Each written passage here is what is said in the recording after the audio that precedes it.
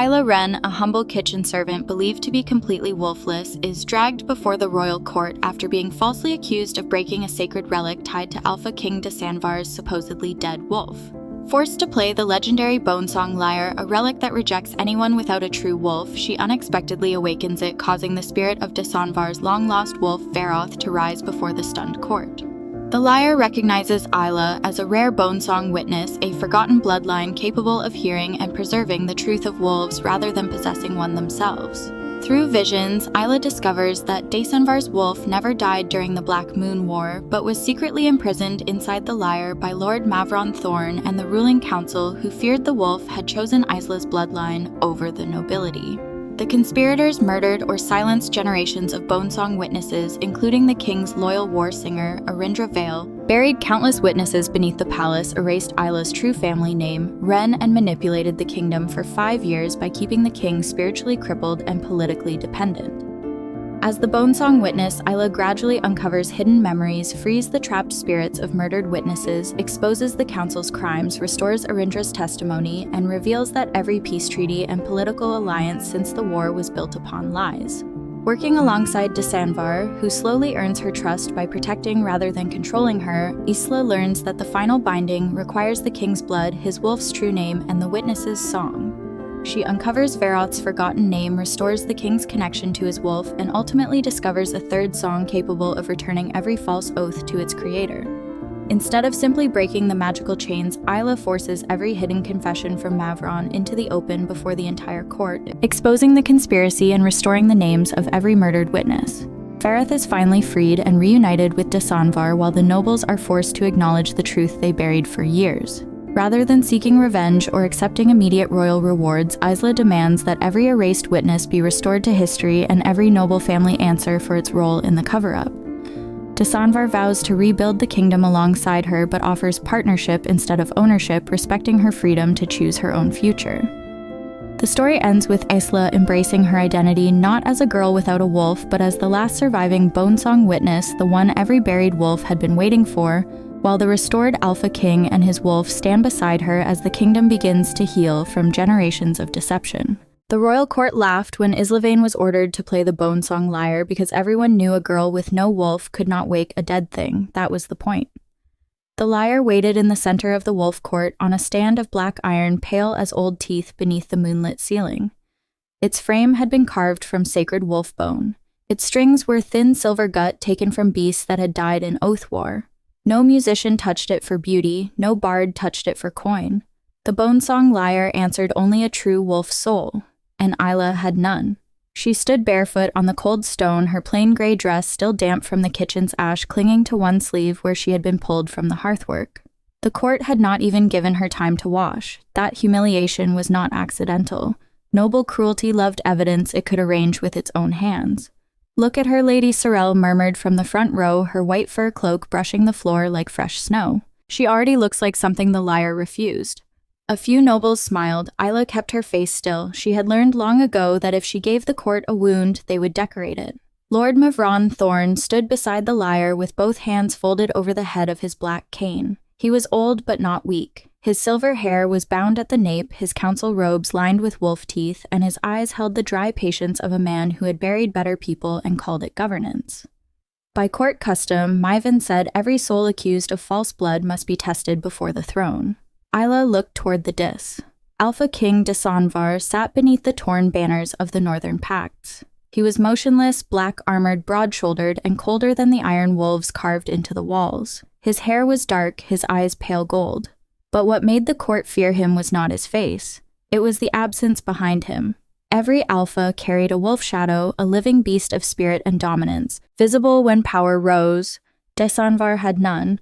The court called it tragedy. Servants whispered another word, emptied. His wolf had supposedly died 5 years ago during the Black Moon War. Since then, the council had ruled near his shoulder, advising, correcting, restraining all, while pretending the king still held the kingdom by full strength. Desan's gaze rested on Issa, not kindly, not cruelly, carefully. That frightened her more than laughter. "She is not accused of false blood," he said. "She is accused of breaking the Western Shrine Cup, the last vessel that once held the king's wolf song." The court stiffened. Mavron smiled without warmth. "A relic cup majesty." a relic tied to the old war and your late wolf's honors.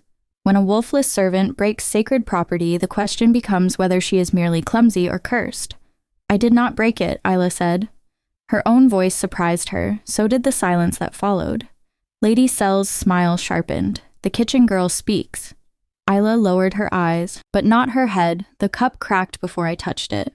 Mavron tapped his cane once against the floor. Relics do not crack for nothing. No, Isa said softly. They crack when something inside them wants out. The words slipped from her before she understood them. The Bone Song Lyre gave a sound, not music, a single thin note like a breath caught between ribs, every face turned toward it. Mavron's hand tightened on his cane. The wolf tooth on Myron's cane cracked once and something black moved inside it. Dan leaned forward. Isa felt the note under her skin. It did not call to her ears. It called to the hollow place inside her where a wolf should have lived. Pain moved through her chest. Old pain, familiar pine, the kind born from standing among wolf-blooded people and feeling the emptiness inside herself. Answer every howl with silence. Mavron recovered quickly. A draft from the upper windows. There is no wind, Deanne said. The old council then let the test settle the matter. 2 guards pushed Isa toward the lyre. Her palms went cold. Everyone in Raven Glen knew what happened when the Bone Song Lyre rejected false blood. The strings cut, not the fingers first, the soul. Those who touched it without a wolf were found days later still breathing but unable to hear any howl again. Not wolf, not wind, not their own names spoken by those who loved them. Isa had little enough. She did not want silence too. The guards stopped her before the lyre. Up close, the bone was not white. It was veined with silver, faintly luminous, as if moonlight had been trapped inside it and starved.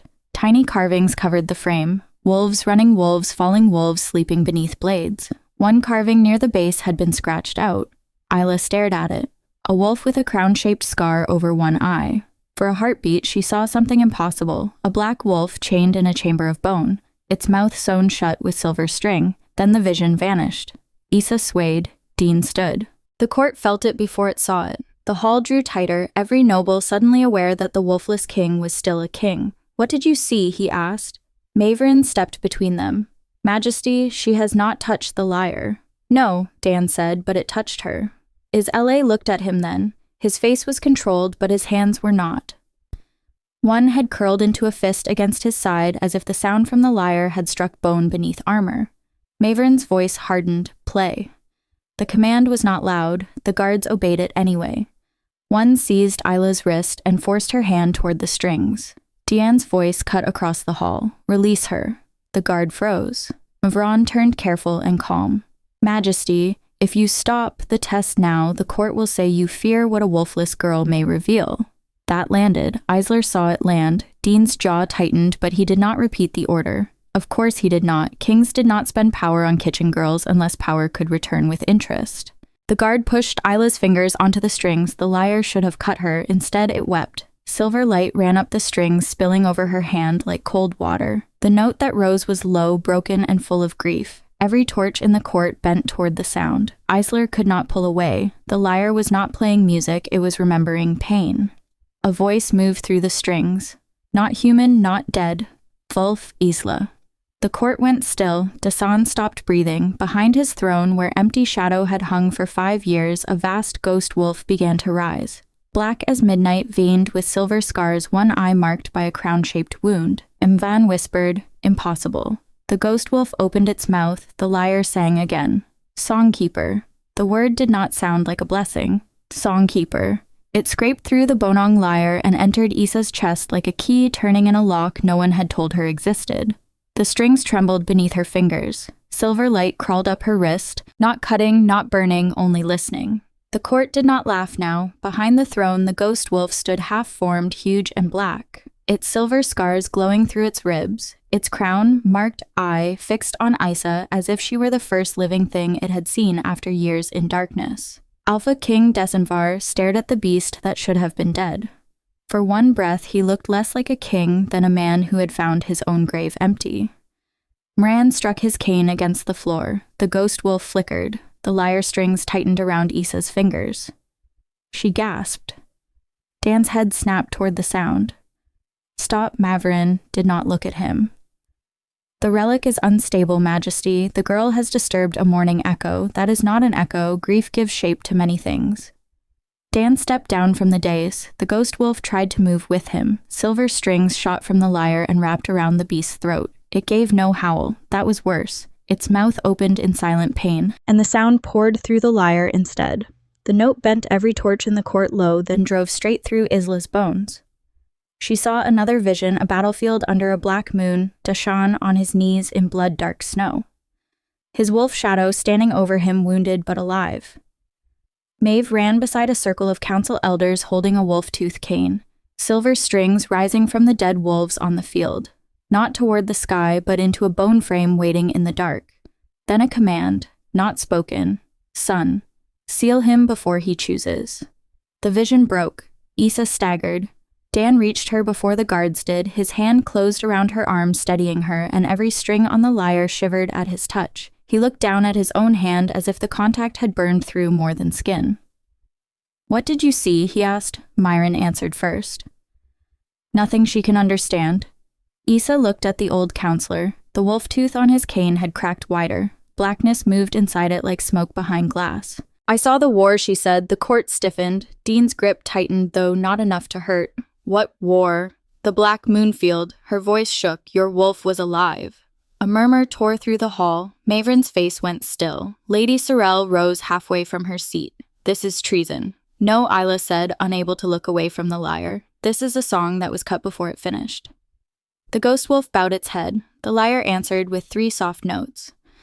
Dashan heard them. Isla knew because his face changed not with belief, but with recognition he hated needing. "What does it want?" he asked. The question was for her, not the court. For the wolfless girl everyone had dragged in to fail. Isla swallowed. "It wants its mouth unsewn." The ghost wolf's silver scars flared. Maven moved too quickly for an old man. He lifted his cane and pressed the cracked wolf tooth to the lyre's frame. Black light bled from the tooth into the bone. The strings around Isla's fingers tightened until blood beaded at her skin.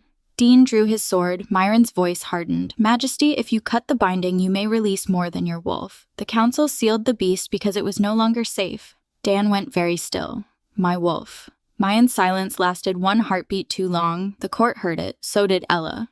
The ghost wolf lunged against the silver strings. The lyre screamed.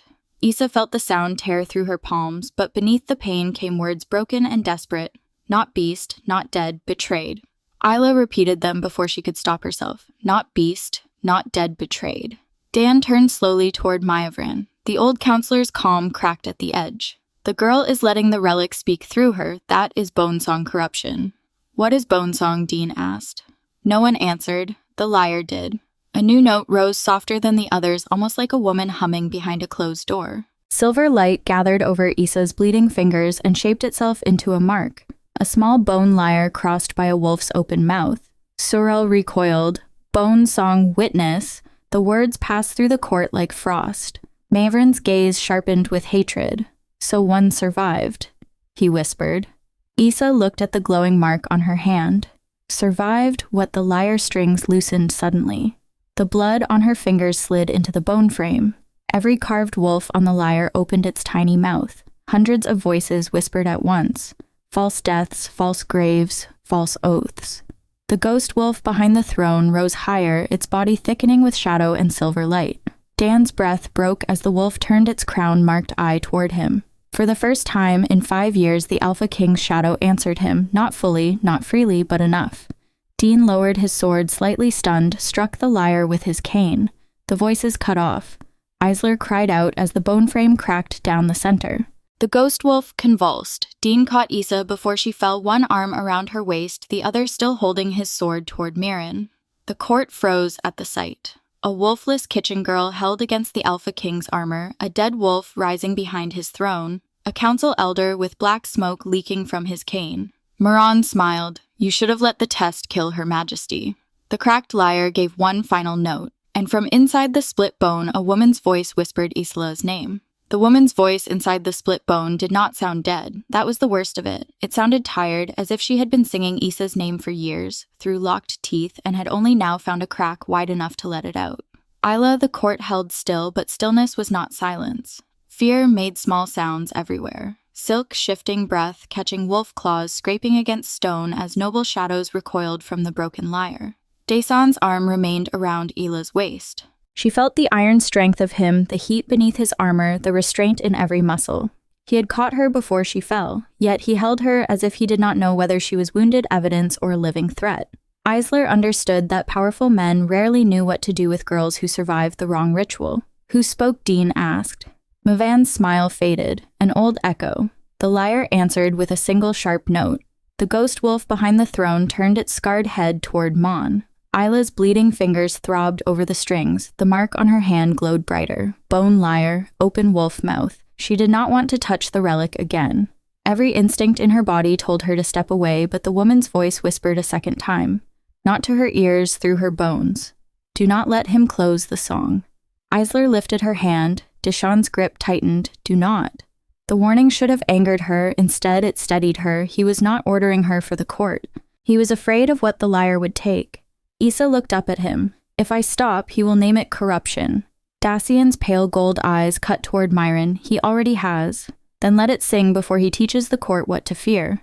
For one breath, something passed between them. Not trust, not softness, a dangerous recognition. Both of them had lived with a silence other people had benefited from. Dean released her slowly. The court saw, Myron saw. His hands tightened around the cane again and the cracked wolf tooth pulsed black. Isla touched the split bone. The lyre did not weep this time. It opened. Silver light spilled from the crack and formed a thin shape above the strings. A woman with dark hair braided in old mourning style, her face half-veiled in Munam smoke. Her throat was wrapped in silver thread. Dacian went rigid. In Endra, he said. The name moved through the hall like a buried door unlocking. Lady Sorrel covered her mouth, the king's war singer. Moran struck his cane, once a dead traitor. The silver woman turned her veiled face toward him. When she spoke, the lyre strings moved instead of her lips. I died after I refused to finish your false oath. Mavron's expression hardened. You died because the Black Moon Field was lost. No, Arindra sang, I died because the king's wolf was not. The ghost wolf raised its head. A soundless howl shook dust from the rafters. Issa's knees weakened, but she held the lyre upright. The song pressed images into the air. The Black Moon battlefield. Dean fallen but breathing, his wolf shadow standing over him with torn silver ribs. Council elders circled them. Moran's cane opened at the head, revealing a hollow wolf tooth filled with black smoke. Indra knelt beside a bone lyre, hands bloody, refusing to play. Then Mayavan's younger voice cut through the memory. If the wolf chooses before the council binds the throne, he will choose the kitchen bloodline. A murmur broke the court. Kitchen bloodline? Is L.A.'s stomach turned cold? Dean looked at her not accusingly, worse as if another question had been placed between them with teeth. The memory sharpened. Arindra's hands were forced to the lyre. Silver strings rose from the battlefield and wrapped around Dan's wolf shadow. The beast fought not to kill, but to reach something beyond the memory's edge.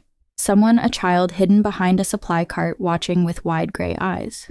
Isla stopped breathing, herself younger, small, covered in ash. The memory shattered before the court could fully see her face. Myron's cane smoked. That is enough. Deanne's sword lifted. No, it is not. Mayan turned toward the nobles. You see what she is doing. A wolfless girl wakes relics, summons traitor singers, and bends the king's grief toward herself.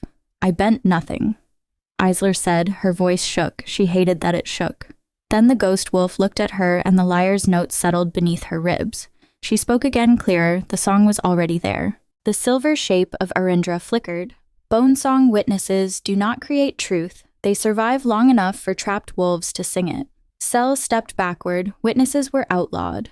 After Mon killed us, Arindra answered. The hall erupted. Mon raised his cane high. The cracked wolf tooth opened like an eye. Black smoke lashed out toward the lyre. Dean moved, but the smoke struck Isla first. Cold filled her mouth. Not death, Selos. The sound of the cord vanished. The torch fire vanished. Even her own heartbeat became distant, as if had thrown her into a world where no howl could ever reach. The lyre slipped from her fingers. Desan caught it before it hit the stone. The moment his hand touched the bone, the ghost wolf screamed through every string. Dacian dropped to one knee. For the first time, the court heard the dead wolf's voice without Isla. Unbind my witness. Isla could not hear it, but she saw every noble flinch. She saw Mirren's triumph. She saw Dashan turn toward her with fury breaking through disbelief. Then the silver mark on Isla's hand burned black. Her own voice returned only as a whisper inside her skull. Songkeepers sing without sound, and the broken lyre began to pulse against Asian's hand like a living heart. Silence had weight. Isa had never known that before.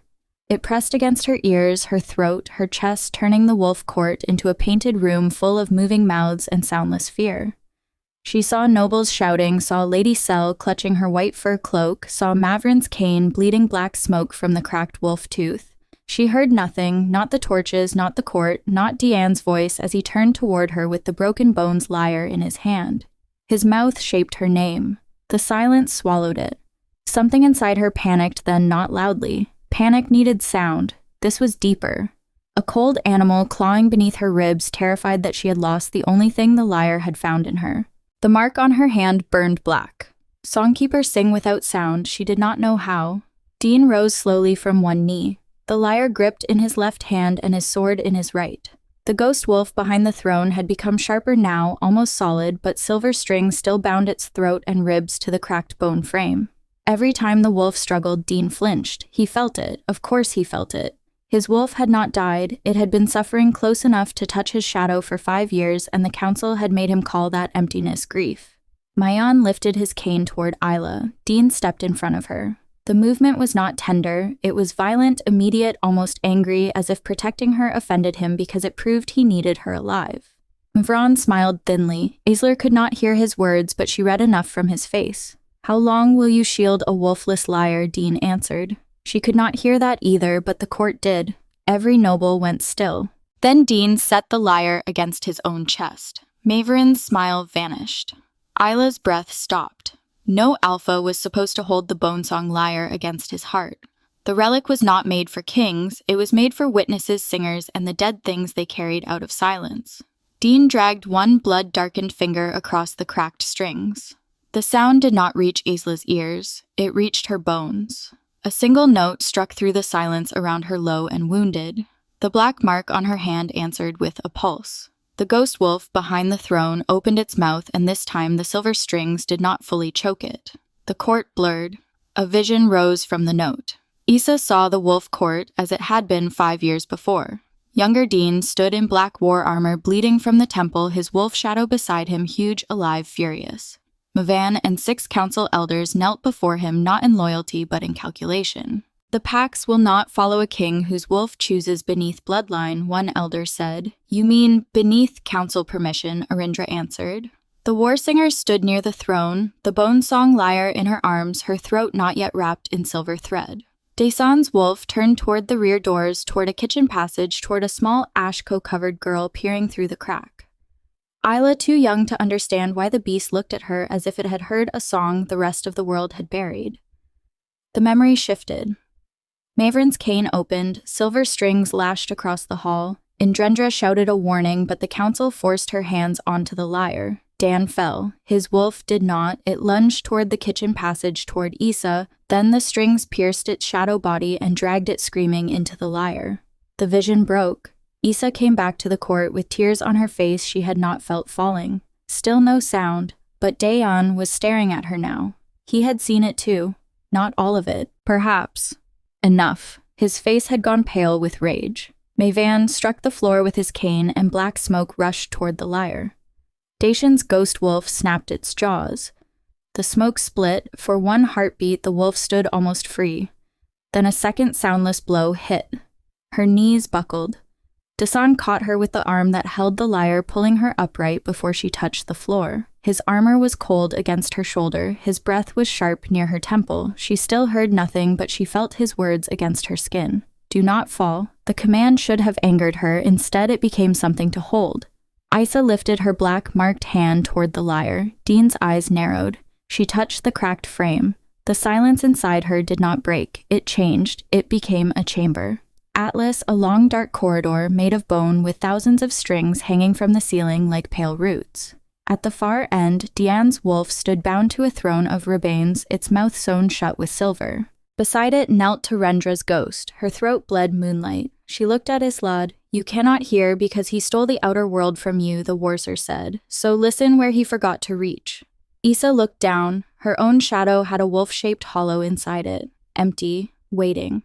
Arindra touched the silver thread at her throat. Bone Song witnesses are not wolfhorn, she whispered. We are the ones wolves trust when wolfhorn men lie. A tremor went through the bone corridor. Myron's black smoke seeped between the strings. Arindra looked toward the bound wolf. His true death begins if the final string is tightened. Isla saw it then, a black string wrapped around Deanne's wolf heart stretching out of the bone corridor and into Mavron's cane. The old counselor was not merely hiding the wolf, he was feeding from it. Isla forced her silent mouth to shape one word. How Arindra placed the end of her silver throat thread into Issa's hand. Play what cannot be heard. The bone corridor shattered. Isla opened her eyes in the wolf court. Deshawn still held her. Mavron was raising his cane for the final strike. Isla could not hear, could barely stand, but her hand closed around an invisible thread no one else could see. She pulled. The Bone Song Lyre did not make a sound. Instead, every wolf shadow in the court turned toward Mavron's cane and bowed its head as if listening to a scream buried inside the bone. Every wolf shadow in the court bowed toward Mavron's cane, not to honor it, to accuse, is it? The old counselor's face hardened as every noble turned to stare at the cracked wolf tooth fixed at the cane's head. Black smoke coiled inside the tooth, thick and living, pulsing with the same rhythm as the ghost wolf's bound heart. Isla heard none of their gasps. The silence still held her outer world sealed shut, but she felt the buried scream inside the cane like a hook in her palm. The invisible thread stretched from her fingers to the black tooth, humming without sound. If she pulled too hard, she knew something would tear. Maybe the cane, maybe the wolf, maybe her. Dean's arm tightened around her, his mouth moved near her temple. She could not hear him, but she understood the shape of his command. Enough. No. Isla shook her head. Man smiled when he saw that. He raised his cane, slowly turning not to Dan but to the nobles. His lips moved with practiced calm, likely naming her cursed false dangerous. The court wanted to believe him. Issa could see it in their faces. Fear searched for familiar authority, the way drowning hands searched for rope. Then the lyre in Deanne's hand pulsed. A soundless note passed through the hall. Every wolf shadow lifted its head and looked not at Isla, not at Deanne, but at my counselor stopped speaking. Dan saw the change. He looked from the wolves to the cane, and the fury in his face became colder. He stepped away from Isla, but only enough to stand between her and may have run. The ghost wolf behind the throne strained against its silver bindings. Issa felt the invisible thread in her hand pulled toward it, begging to be carried farther. Arindra's voice whispered inside the silent chamber of Issa's bones. A witness does not free by force. A witness plays the wound until the lyre must answer. Issa looked at the Bone Song Lyre. Its cracked frame rested against Asian's chest. The split through the bone glowed faintly, and the carved wolves along its edge had opened their mouths again. She could not hear music, but maybe that no longer mattered. Is lifted her bleeding fingers and touched the strings. Dan turned sharply. This time he did not stop her. The note that rose made no sound in the air. Instead it moved through the wolves. One by one the noble shadows opened their jaws, and Ron's own words came out of them. If the king's wolf chooses beneath council permission, bind it before dawn. The court recoiled. Ron struck the floor with his cane. Black smoke burst outward, but the wolf shadows did not kneel. They repeated the hidden oath again louder through their silent mouths. If the king's wolf chooses beneath council permission, bind it before dawn. Dan's gaze cut through Mon. Beneath council permission, he said. Issa could not hear him, but she saw the words. Mavron's control cracked. A king without guidance becomes a beast. The lyre carried his voice too. This time Isla felt it. Not a sound as confession. Another note moved through the strings. The wolf court changed around them, not fully into a vision, but into overlapping memory. The old battlefield bled over the present hall. Snow across black stone, blood over polished floors, council rings shining in moonlight, Indra dragged to the lyre, Dean falling, his wolf refusing to die, and Mavron standing over the bound beast pressing the wolf-tooth cane into its chest. You will feed the throne until the throne obeys us. The memory vanished. Dean moved. So did Myron. The old counselor slammed his cane against the lyre before Dean's sword reached him. The black tooth split wide, and from it shot a final string dark as wrought beneath moonlight. It wrapped around Issa's throat. Her silent world became pain. Deshawn caught the string with his bare hand, blood opened across his palm. The ghost wolf convulsed behind him, and Isla understood with sick clarity. The string tied all three of them now, the wolf, the king, the witness. If Dean cut it wrong, his wolf would die. If Isa pulled it wrong, she would vanish into silence. If Mavron held it, he would keep feeding. Lady Sel rose from the front row. Her face was pale, but her voice-shaped mouth was sharp. Isa could not hear her, yet she saw Mavron glance at her. Guilt passed between them. Small fatal Sel knew. Isa touched the black string at her throat. The court blurred. Inside the bone corridor, Indra stood beside the bound ghost wolf, her silver throat thread unraveling. There were 2 oaths, she said. One bound the wolf, one bound the witnesses. Who holds the second? Isa tried to ask. Arindra looked toward the court, toward Sel. The vision snapped away. Isa pointed at Lady Sorel. Every wolf shadow turned with her. Sorel stepped back, clutching the white fur at her throat. A small bone brooch pinned there began to glow. It was shaped like a sleeping wolf with its mouth sewn shut. Mayan shouted something. Sel tried to tear the brooch away. Too late. The lyre sang through the wolves again, voiceless and undeniable. Let no bone song witness survive to unseal what the council named dead. The hall broke into chaos. Dean's sword lowered toward Mavron's cane. Isla grabbed his wrist. He looked at her, rage blazing in his pale gold eyes. She shook her head once. Not the cane. Her fingers pointed to Sorel's brooch. Dan understood, his wolf did too. The ghost wolf lunged not at across the court, its silver-bound body stretching like shadow over flame. Its jaws closed around the glowing brooch. Sorel screamed. Isla did not hear it, but she saw the brooch crack. A wave of sound slammed back into her world. Gasps, howls, torches roaring her own ragged breath, and beneath it all the ghost wolf's voice no longer fully trapped. Witness found. The black string around Isa's throat snapped. Mavron stuck. Desan caught Isa before she fell again, but this time his hand did not feel like control, it felt like a question. Across the hall, Sel's broken brooch spilled silver dust onto the floor. Inside the dust lay a tiny strip of skin-thin parchment marked with Isa's childhood name, and beneath it, written in dried blood, were the words, "Last witness kill before first song." The parchment lay in Sorel's silver dust like a piece of skin the court had forgotten to bury.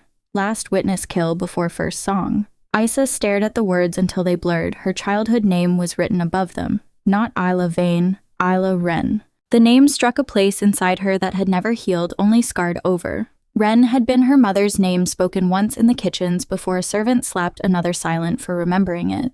Ren had vanished from every record, from every bed list, from every winter ration mark, and now it lay in dried blood beneath the broken brooch of a noble woman who had smiled while calling Isla wolfless. Deanne bent and lifted the parchment before Mavron could move. The moment his fingers touched it, the Bone Song Lyre gave a low note. Not grief this time, warning. Sorel collapsed to her knees, clutching her torn cloak around her throat. I was a child when they gave it to me. Mavron's voice cut through the chaos. Silence. She flinched. The court saw it, Isler saw it, Dan did too. He looked at Sorel with the cold attention of a king finally measuring the shape of every lie built around him. Who gave it to you? Sel's lips trembled. Mavron struck his cane once. The black tooth at its head sparked. Sorel choked as if an invisible hand had closed around her throat. Isa moved before thinking. Her hand closed around the cracked lyre frame. The strings answered her blood, and the ghost wolf behind the throne lunged forward, silver bindings dragging across its body. A note swept through the hall, sharp and voiceless, cutting the invisible grip from Sel's throat. Sel fell forward, gasping. Dean's sword pointed at Mavron again, and I take the hand holding that cane. Ma smiled faintly. Threats are easier than truth, Majesty. Then speak truth. I have no Ela said. Every face turned toward her. Her voice sounded strange after the silence curse. Rough, small, but alive. You have spoken order, you have spoken law, you have spoken fear. None of that is truth. The lyre warmed beneath her hand. Dean looked at her not with softness, not yet, but with the fierce focus of a man who had begun to understand that his life had been arranged by people who feared one kitchen girl's song. Mavron's gaze narrowed. Careful witness. Your bloodline died because it mistook memory for power. The lyre's strings shivered. Isler felt Arendra's voice inside the bone. Faint but steady. Ask him for the first oath. Isa swallowed. What was the first oath Myron vent still? The court did not understand. Dutch Unan did. His eyes sharpened. Answer her. Sorel lifted her head from the floor, tears streaking her perfect face. The council oath was not first. Man turned toward her slowly. She shook as she spoke, but the broken brooch at her feet glowed white, now no longer black. The first oath belonged to the Bone Song witnesses. They were sworn to sing any wolf falsely buried back into court. The ghost wolf raised its head. Sorel continued voice cracking. After the Black Moon War, Mavron said the witnesses would destroy stability. He said if the king's wolf chose outside noble blood, every treaty would collapse. The court stirred. Deanne's mouth tightened, outside noble blood. Mavron's eyes cut to Isla. Issa felt the old emptiness inside her answer. Not empty, hidden. The lyre sang one thin note, the parchment in Dacian's hand lifted by itself, the dried blood brightened, reshaping into new words beneath the first message. Renchild hears buried wolves. Do not let Vase Wolf reach her. Isla stopped breathing. The ghost wolf stared at her. The hall narrowed to its silver eye. Dean's voice was low. My wolf reached you before the war. Issa shook her head. I was a child. It does not mean what they fear, Ivan said sharply. Diane did not look away from Isla. Then what does it mean? No one answered. The lyre did. The split bone opened wider, and Arindra's silver shape rose again, thinner now, as if each truth cost her a piece of existence. It means she sang your wolf heard the only living witness before the council sealed him. Not mate, not bride, not possession, witness the one who could prove his death was false. Relief and terror struck Isla together. Not bride, not possession. Yet the court's eyes changed anyway, turning her from servant into threat. Van lifted his cane. Dan moved first. His sword struck the black wolf tooth. The impact split the air. The cane did not break. Instead, the court floor cracked open beneath the lyre, revealing a narrow hollow filled with buried silver strings. They ran under the entire hall like roots. Each string was tied to a small bone tag. Issa saw names, dozens, maybe hundreds, witnesses, wolves, Salvon, war singers, all bound beneath the court that had laughed at her. Moran's voice dropped its last gentleness. If you pull one, you wake all. Dan stared at the buried strings, and Isla saw the choice forming in his face. To save his wolf quietly, or expose the entire court to keep power stable, or let truth tear through it. The ghost wolf's silver bindings tightened around its throat. It was running out of time. Issa stepped toward the cracked floor. Dean caught her wrist. What are you doing? What witnesses do? You do not know what it will take. No, she said, but I know what silence already took. For one breath, his grip held. Then he released her. In front of every noble, the Alpha King stepped beside the wolfless girl instead of in front of her. Isla knelt at the edge of the hollow. She reached toward the first buried string. Van shouted, "Stop her!" The guards moved. Dan's sword rose, and the ghost wolf behind the throne finally found its voice. Let her play! The ghost wolf's voice shook the wolf court so hard the buried silver strings beneath the floor trembled like roots touched by storm. No one moved. Not the guards, not the nobles, not Mavron, whose face had lost every trace of old patience. Isla knelt beside the crack in the stone with one hand hovering over the first buried string. It was thinner than hair, silver as moonlit bone tied to a small tag carved with a name almost worn away. Arindra Vale, the war singer. Issa looked at the silver shape rising from the broken lyre. Was this yours? Arindra's ghost inclined her head. My last oath. Issa's fingers closed around the string. Pain went through her at once. Not sharp, deep, the kind of pain that belonged to a throat forced to sing against its will. She saw Arindra kneeling on the black moonfield. Mavron's guards holding her wrists, the bone's lyre placed before her like an altar. She saw the war singer refugees once twice. Then the silver thread wrapped around her throat and made her song into a prison. Issa pulled. The string snapped. Arindra gasped. For the first time, her ghost's throat cleared of silver thread. Her voice filled the court, not through the lyre now, but through the air itself. I, Arindra Vale, was ordered by Lord Mavron Thorne and the High Council to bind the living wolf of Alpha King Desanvar into the Bone Song Lyre. The court erupted. Mavron struck the floor with his cane lies carried by dead breath. Dean's sword touched the old counselor's throat before the second word could form. Let her finish. Myron smiled without moving. If I fall, the bindings tighten. The ghost wolf groaned. Its silver chains pulled hard enough to drag its massive head toward the lyre. Issa saw the trap. So did Dacian. He did not strike. That restraint cost him. She saw it in his jaw, his hand, the tremor under his armor as his wolf suffered, and the man who had done it stood within reach. Issa turned back to the hollow. Dozens of buried strings shivered, each tied to a tag. She touched the next one, a servant named Mary Nash. When she pulled it, the hall filled with the memory of a stable girl dragged before council because she heard a dead patrol wolf howling from a shield. Moran named her Fevered. Sorel's mother signed the witness order. The girl vanished beneath the west tower before dawn. Another string. Darvanuk, a border scout who said Dean's wolf had not died. His voice was bound into a horn and buried under treaty stones. Another Isla Ren, a washerwoman who cleaned blood from the Bone Song Lyre and heard it whisper the king's name.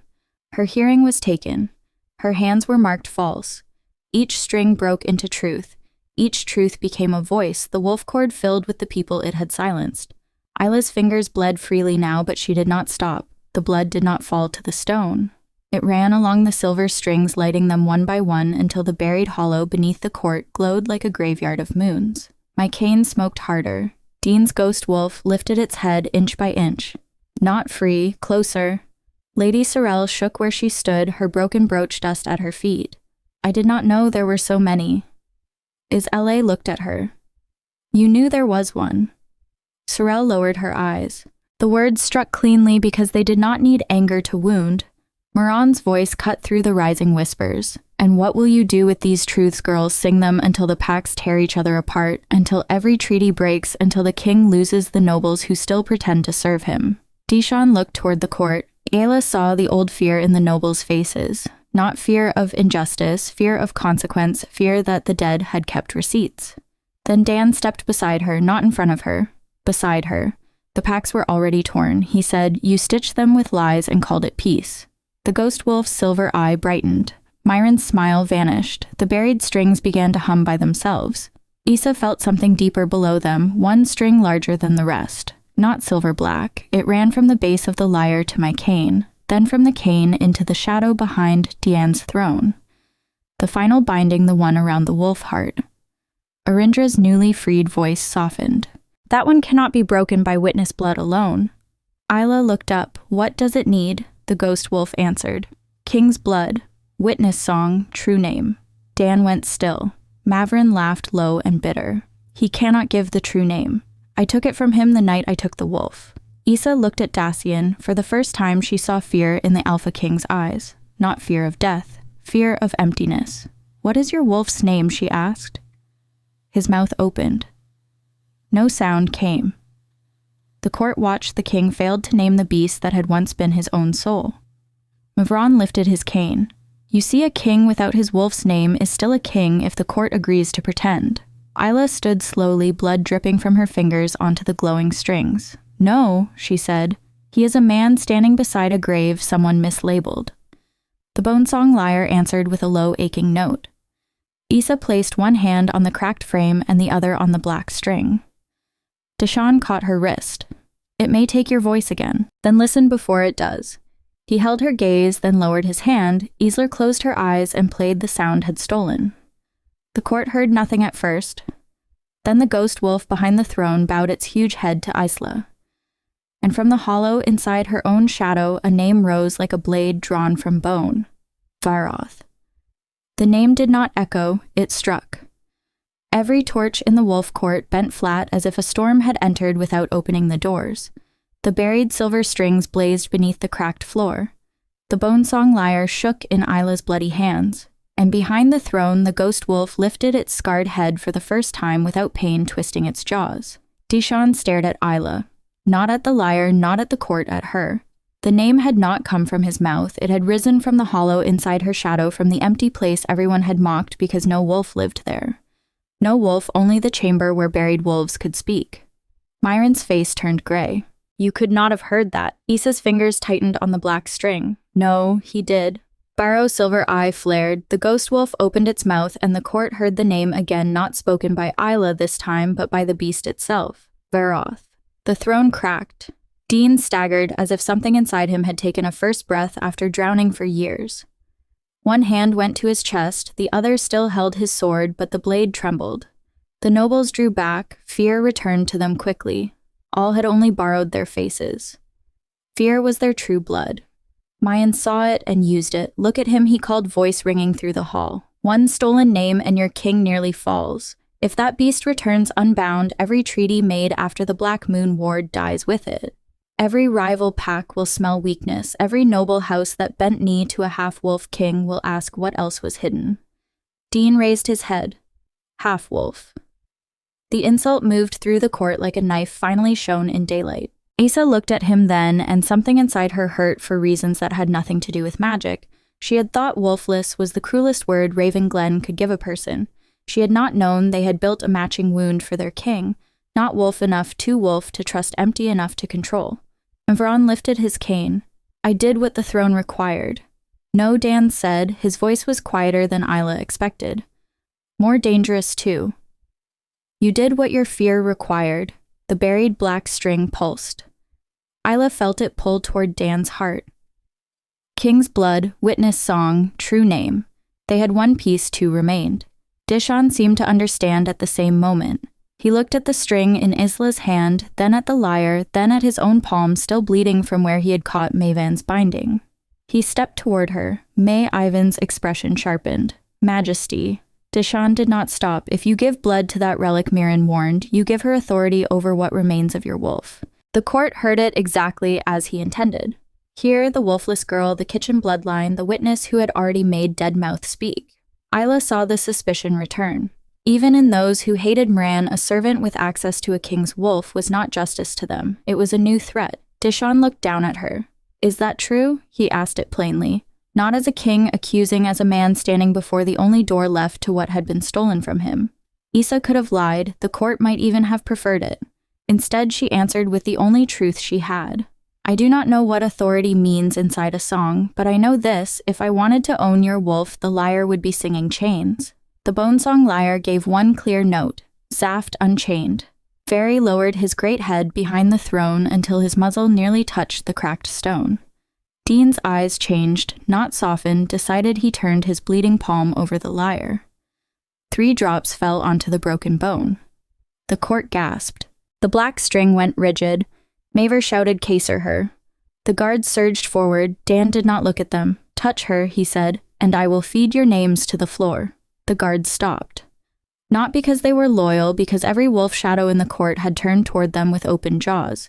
Issa drew a shaking breath. The blood on the lyre spread through the bone cracks like red moonlight. The strings shifted beneath her fingers. No longer cold, no longer dead, they were waiting for witness song. Arendra's ghost stood beside her throat, unbound now, but fading at the edges. A witness song is not melody, she whispered. It is the shape of a truth no court has agreed to hear. I don't know the shape. Yes, you do. Arindra's silver gaze moved to Dacian. You have been living inside it. Issa understood. Then the song was not about Vro, not only, it was about every silence the court had named peace. She placed her bleeding fingers on the strings. No music came at first. Then Issa sang without opening her mouth. The sound rose from the black mark on her hand, from the hollow inside her shadow, from the child she had been behind the kitchen passage, watching a king's wolf turn toward her before the council stole him. The buried strings answered oath. Marin's stolen hearing, Tavern's bound warning, Leora's marked hands, every false death, every false grave, every false oath. The court floor split wider, the black string around Vro's heart began to peel away. Moran screamed, the wolf tooth, the cane burst open. Inside was not smoke, it was a piece of living shadow beating like a stolen heart. Dayan's wolf heart. Vare lunged, Mavron drove the cane into the floor, and the buried strings snapped upward, wrapping around Isla Darcian and the lyre together. The song broke. Dan caught Issa as the strings cut into her arms. Varoth roared behind them, half free and half dying.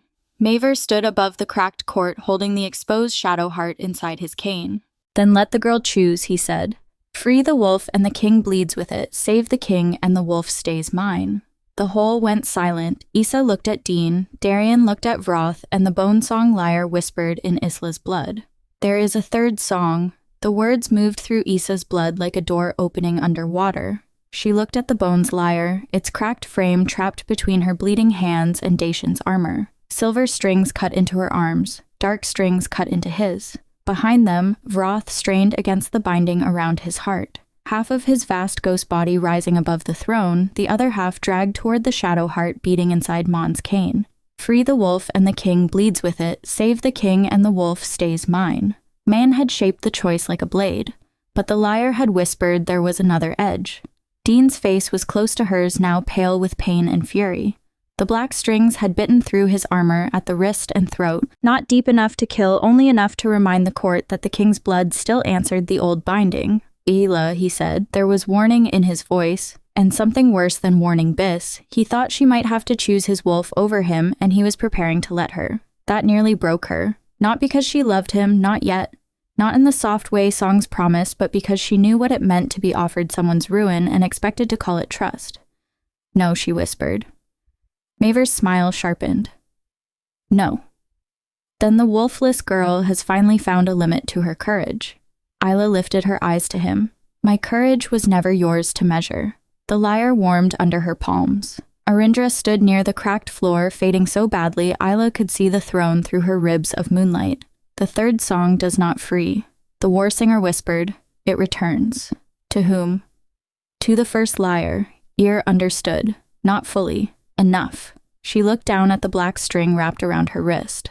It was not only binding, it was a path.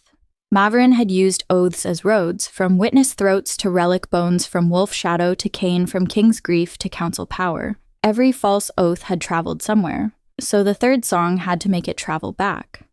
Isla placed one bloody finger on the black string and did not pull. She followed. The wolf court vanished. She stood in the bone corridor again, but it had changed.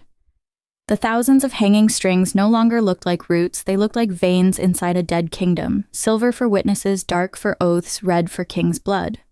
At the far end, Varoth stood bound to the ribbon throne, the black string still wrapped around his heart. Mavron stood before him, younger blood on his robes, holding the cane with both hands. He was not alone. 6 council elders stood behind him, Lady Cyril's mother among them, 2 war captains, 1 moon priest, 1 treaty lord from the southern pacts. And kneeling before them was Arindra. Her hands were forced to the lyre. Mayan's younger face held no triumph, yet only fear. The wolf will choose the wrenched child. One elder said a kitchen blood witness, a line that should have ended with the old singers. If he chooses her, said the moon priest, the alpha bond bypasses every noble house. She is a child, Arindra spat. That is why it must be done now, Mavron answered. The memory shifted. Young Desan lay unconscious on the black moon field, one hand still reaching toward Varoth.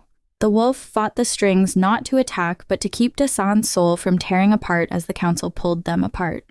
Arindra's voice broke. If you bind him, you must bind the king too. They are not separate things. Myron looked at Darson, then at the throne beyond him. I know. The memory froze. Isla's stomach twisted. This had never been only about the wolf choosing a witness. It had been about making Dan govern with half a soul strong enough to frighten enemies, empty enough for council hands to guide. The third song rose inside her, then not melody accusation with a shape. Isla opened her eyes in the wolf court. Moran still held the exposed shadow heart in his cane. The nobles watched with hunger and terror, not yet knowing whether they were witnessing a king's restoration or a servant girl's execution. Isla turned to Desan. He did not only bind your wolf.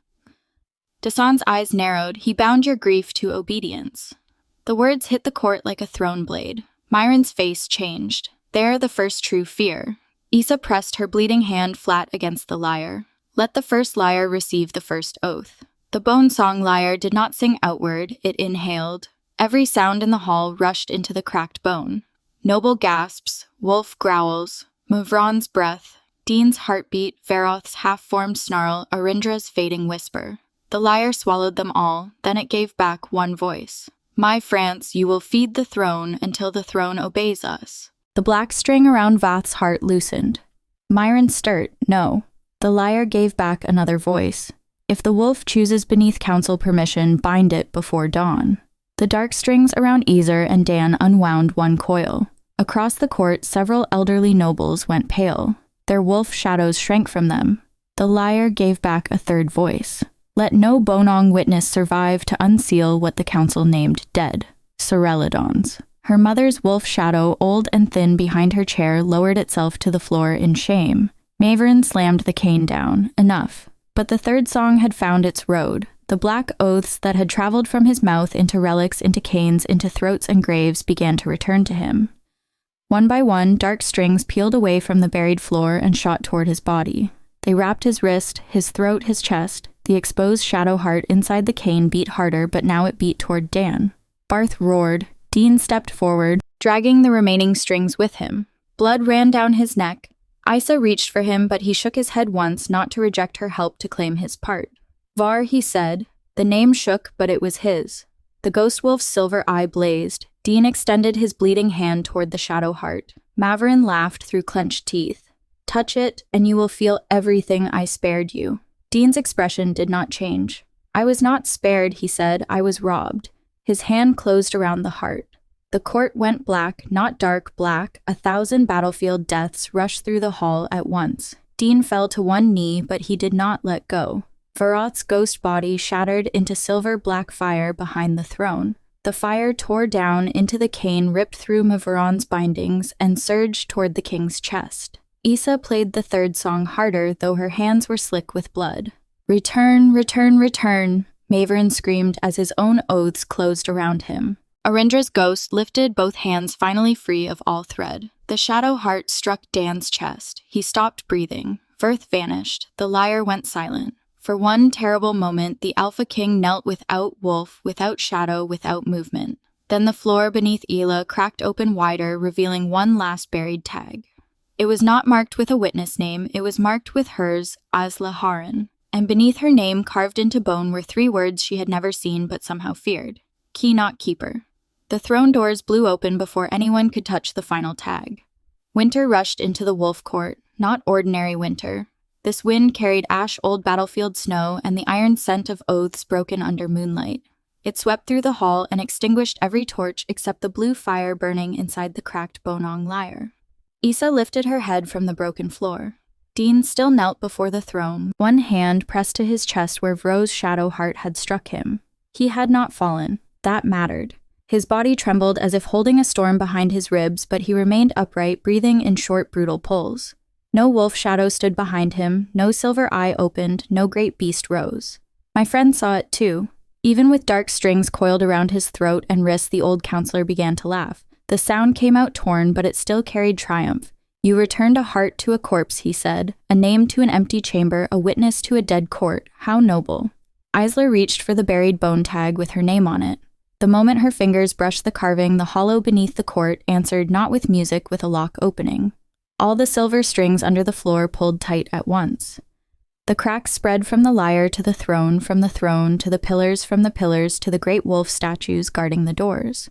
Dust fell from their stone jaws. Dan looked at Isa. His eyes were no longer pale gold. They were black at the center, silver at the rim, as if something inside him had opened one eye but not yet found its body. Isla, he said, voice rough. This time there was no command in it, only warning. The bone tag warmed beneath her hand. Key, not keeper. She understood then why the lyre had corrected her. A keeper guarded what already belonged somewhere. A key opened what others had sealed, and keys were not meant to remain untouched. Mavron pulled against the dark oaths returning to his body. Do you think being named Key makes you holy keys are used, girl? Turned until they break. Isa looked at him. For once his cruelty did not find a wound deep enough to enter. All my life, she said, your court called me empty because I had no wolf. The lyre's blue fire rose around her hand. Maybe I was not empty. A low tremor moved through the stone wolves by the doors. Maybe I was the only place your oaths could not chain. The final bone tag cracked. A line of silver light ran up Isla's arm across her shoulder and into the hollow inside her shadow. The emptiness there opened like a doorway. Every buried voice in the hall fell silent. Then Varoth howled from inside Dean's chest. Dacian arched forward, one hand slamming against the floor. Silver-black fire burst through his armor, seems not burning metal but revealing the shape beneath it. A wolf shadow pressed inside a human body, too vast for bone, too wounded for freedom. The court recoiled. Some nobles cried curse, others dropped to their knees. Lady Sorel covered her mouth, weeping soundlessly. Isa rose, though blood ran down both hands. The bone's lyre floated before her split frame, glowing strings stretching from her fingers to Desan's chest and from Desan's chest to the invisible doorway inside her shadow. Arindra's fading form appeared beside her. The wolf cannot step back through the road Mavron made. The Warzer said that path was built from false oaths. If Varoth uses it, he returns bound. Then where does he go? Arendra's eyes softened with sorrow through the place no oath could claim. Isa looked down at her own shadow. The wolf-shaped hollow waited, not asking to be filled, asking to be crossed. Dan understood before she did. No. The word shook the cord harder than Mavron's cane ever had. Isla met his eyes. For the first time, she saw the king and the man separate inside him. The king wanted his wolf restored. The man saw the cost and refused it. That refusal struck her more deeply than any claim could have. I am not giving myself to him, she said. You do not know that. No, Isa answered. But I know what I am not giving to Mavron. She placed one hand over the hollow in her shadow. The court floor turned to silver beneath her feet. Mavron's face twisted. Stop her. If the wolf returns through witness blood, the old law wakes. No one moved, not the guards, not the nobles. Deanne's voice came low. What old law? Mavron's eyes flashed toward the throne. Too late. The stone wolves at the doors opened their eyes. Arindra smiled through tears of moonlight. The law, before councils, before noble bargains, before wolf kings, learned to fear the witnesses who heard them honestly. The lyre strings brightened. Isa felt Varo on the other side of Deanne's pain, not as a beast demanding freedom, but as a presence waiting at a threshold, wounded and proud and afraid to tear the man he loved by returning. That nearly undid her. The dead wolf was not dead, the king was not empty, and she was not nothing. Isa began the third song again, but this time it had no accusation in it, no court record, no buried testimony. It was a road. The hollow in her shadow opened wide. Silver-black fire poured from Dean's chest into the doorway at Isla's feet. She screamed not from pain alone, but from the sheer force of a wolf soul passing through the place where her own should have been. Dane lunged toward her. The strings held him back. Isla, she heard him through fire, through bone, through every name the court had tried to bury. Vath passed through her shadow and emerged behind Diane. Whole, vast, living. The wolf shadow rose higher than the throne. Black as storm, night, silver scars, blazing crown-shaped mark shining over one eye. The court collapsed to its knees. Desan turned slowly. Varoth lowered his head until his muzzle touched the king's shoulder. For one breath, Desan did not move. Then his hand rose and pressed into the wolf's shadow fur. The Alpha King broke not loudly. His head bowed, his shoulders shook once, only once, but every person in the hall saw it. Moran snarled and tried to lift his cane. Varoth's eye turned toward him. All the false oaths around Mavron tightened. The old counselor fell to his knees, choking on the very strings he had fed for 5 years. The Bone Song Lyre drifted back into Isa's bleeding hands. Its split frame sealed halfway, leaving one silver crack glowing down the center like a scar that refused to vanish. Arindra stood before Isa, almost transparent now. You open the road, she whispered. Now choose what the court hears next. Isla looked at Dacian. He stood with Varo behind him at last. No longer empty, no longer easy for any counsel to guide. Then she looked at Mavron. Not his death, she said.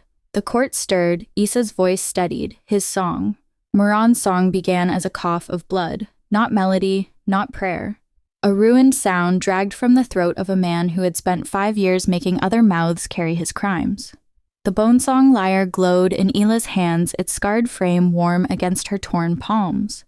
Around May, of the false oaths tightened black strings biting into his council robes, pulling his spine straight before the throne he had tried to rule through a hollow king. Sing, Isler said. The word did not sound like command, it sounded like lore remembered. Mavor's eyes burned with hatred. You are still a wolfless girl. Varo stepped forward. The restored wolf shadow moved without sound. Vast and black silver scars flashing beneath the moonlit ceiling. His crown-marked eyes settled on my noble in the court, lowered their gaze as if looking too long might strip lies from their bones. Isla did not look away. Yes, she said, and that is why your chains could not find me. The lyre gave a single bright note. My Ran screamed, the first oath tore from him. I bound the king's wolf before dawn while Alpha Desanvar still breathed and named the binding a battlefield death. The words flew upward and struck the silver glass ceiling. Fire spread across it, writing the confession in white flame. The court watched its history change above its head. Mavor tried to close his mouth. The strings did not permit it. I ordered Arindra Vale to sing the wolf into bone. When she refused, I wrapped her throat in silver and made her song a prison. Arindra's ghost closed her eyes. No triumph crossed her face, only release. Another confession burned overhead. I hid witness names beneath court stone. I marked servants, scouts, war singers, and stable hands as mad, cursed, or false-blooded when they heard what I buried. The floor answered. One by one, the buried tags rose from the cracked hollow, hovering like pale leaves in moonlight. Names turned slowly in the air. Marin Ash, Tavin Rook, Isla Ren, Arindra Vale, dozens more, then hundreds. The nobles stared at them, and for the first time, Ravenland's silence had faces. Lady Sel stepped forward with shaking hands. My house signed some of them, she whispered. No one comforted her. That was right. Some grief deserved witnesses before forgiveness. Sorel knelt and removed the white fur cloak from her shoulders, laying it over the broken place where her brooch had spilled silver dust. My mother gave me the sleeping wolf brooch and told me it was protection. I knew it hurt when Isla came near. I did not ask why. Her voice broke. I did not kill the witnesses, but I protected the comfort their deaths gave me. The lyre did not punish her. It only sounded once low and clear, accepting the shape of truth without softening it. Dian stood beneath the burning confessions with Varoth at his back. His face was no longer empty, but it was not healed in any gentle way. Restoration had not erased grief, it had given grief teeth. He looked at the gathered nobles. Every house that signed a witness death will open its records before moonrise tomorrow. Every relic chamber will be unsealed. Every servant marked false-looted for hearing buried wolves will be named before the packs. A lord near the western pillars lifted his head. Majesty, the treaties. Fair growled. The lord went silent. Dean's voice remained colder than steel. The treaties built on my mutilation are not peace. They are evidence. Migrant sagged against the strings, face gray but still alive. Issa felt the court waiting for death. They wanted it now because death was simple. It closed the scene, it let them cheer and pretend the old evil had belonged to one man alone. Issa lowered the lyre. No. Dishon turned to her. So did Varoth. Issa walked toward Mavron until only the black string separated them. He does not die tonight. Mon laughed weakly. Mercy from the kitchen floor. No, Issa said. Memory. His smile faltered. You will live until every name beneath this court is sung back into record. You will speak every false oath, every hidden grave, every witness your council erased. And when there are no more lies left inside you, Ravenland can decide what remains. For the first time, Mon looked afraid, not of pain, of being emptied. Honestly, the Bone Song Lyre answered with a final note, and the black strings dragged Mavron to his knees before the cracked floor. They did not kill him. They held him facing the names. Arindra's ghost turned to Issa. The war singer was almost gone now, moonlight thinning through her like dawn through mist. You are not the last witness anymore, she said.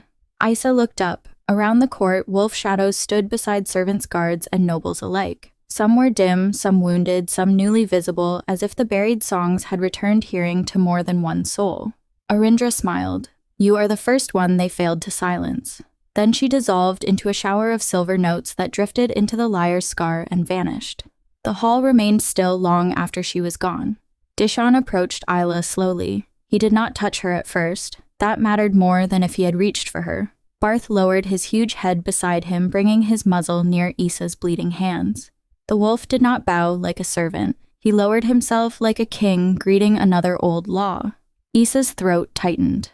Desan looked at her hands, then at the lyre, then at her face. I owe you my wolf, he said. No, Isla answered. You owe me nothing that becomes a chain.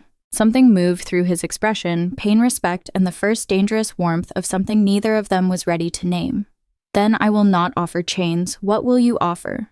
He glanced once at the burning names overhead. Records restored, witnesses, protected council law broken where it was built on blood. His voice lowered. And a place beside me only if you choose to stand there. The court listened. Issa knew they expected some grand surrender. A kneel, a claim, a sudden mating vow sung beneath the moon, she gave them none. She stepped past Dan and faced the throne. I was brought here to prove I had no wolf, she said. You were right. Veth's silver eye gleamed. Issa lifted the Bone Song Lyre. I had something older than a wolf. The lyre sang once clear enough to shake every banner in the hall. A witness. Outside Raven Glen's wolves began to howl, not for Mron, not even for Dacian, for the names burning above the court for the dead finally heard, for the wolfless girl standing unclaimed before the throne holding a scarred bone lyre, while the Alpha King and his restored wolf stood beside her, not owning her, not saving her, but listening. At dawn, the first record vault opened. And as Lauren, once dragged barefoot before the court to fail, walked into Raven Glen's buried history with the king at her side and every false oath trembling behind her. For the first time in 5 years, Vro's howl rose freely above the palace. For the first time in her life, Issa did not feel empty when the wolves answered. She held the scarred Bone Song Lyre against her heart, looked at the throne that had tried to silence her, and understood the truth at last. She had never been the girl with no wolf. She had been the girl every buried wolf had been waiting to find.